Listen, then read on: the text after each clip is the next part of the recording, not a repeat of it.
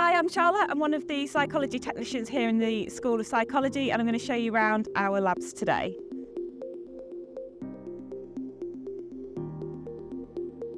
So now we'll hand you over to some of our academics. Hello and welcome to the Sleep and Cognition Laboratory. I'm Simon Durrant and I'm the director of the laboratory.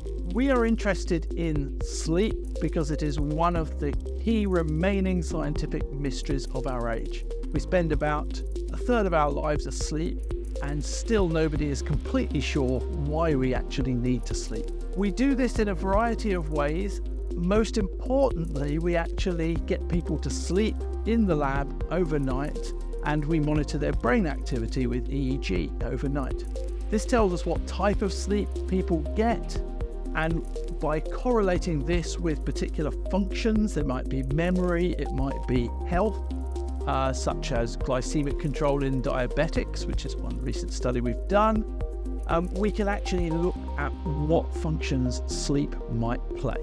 Yeah, my name is Julia and I'm a senior lecturer here at the University of Lincoln in the School of Psychology, and we are here in the EEG lab. This is a room where we record EEG experiments. So for instance, today I will show you a very interesting experiment in which we try to measure attentional capacity and we record at the same time the brain activity of our participants. Hi, I'm Dr. Kyla Pennington and I manage the molecular psychology facility in the School of Psychology. So this is a small laboratory facility and it's fully equipped for conducting biological sample processing, such as human saliva and blood for the purpose of extracting DNA and separating serum and plasma.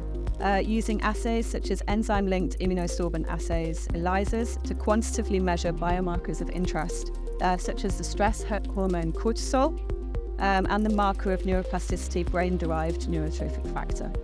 Hi, I'm Dr. Kirsten McKenzie from the School of Psychology, and this is the Mirage system. And so this is a system that uses infrared cameras to capture motion of hands in this box and projects it onto a mirror via the screen. And it means that you can put your hands into the machine and see them moving in real time.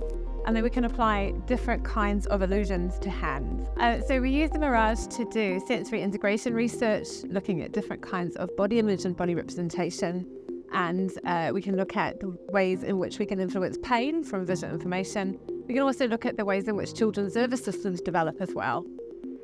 Hello, I'm Dr. Leslie Allinson and this is the Driving Simulator Laboratory.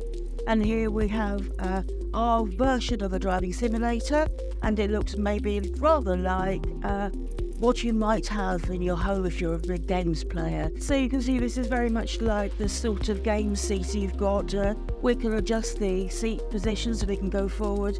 We have the regular sort of gear features and the foot pressing to the accelerator. And from this, you can sort of see from the screen, it's looking at it's a park position. The first thing you do is reverse this car, drive it to the road, and you would be away on your game, if you like. We have this thing at the top here, which is a head tracker.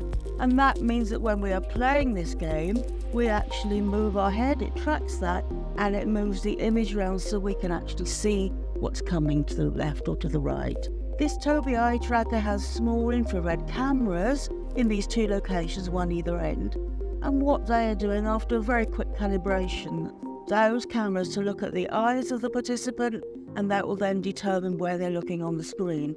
I'm Dr. Camilla Irvin. I'm a lecturer at the School of Psychology. I specialize in body image in the context of eating disorders. We're here at the Body Scanner Lab where we take 3D body scans. These can be used in personalized body models in our research of size estimation and perceptual body image. Okay, so our participants adapt a standard T-pose.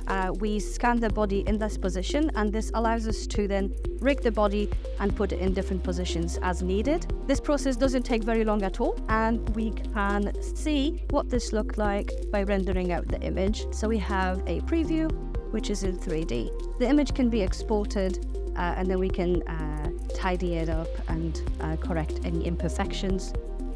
Thank you for joining us on this tour. We hope you found it interesting and you've seen some things that you didn't know about the School of Psychology, and we hope to see you soon.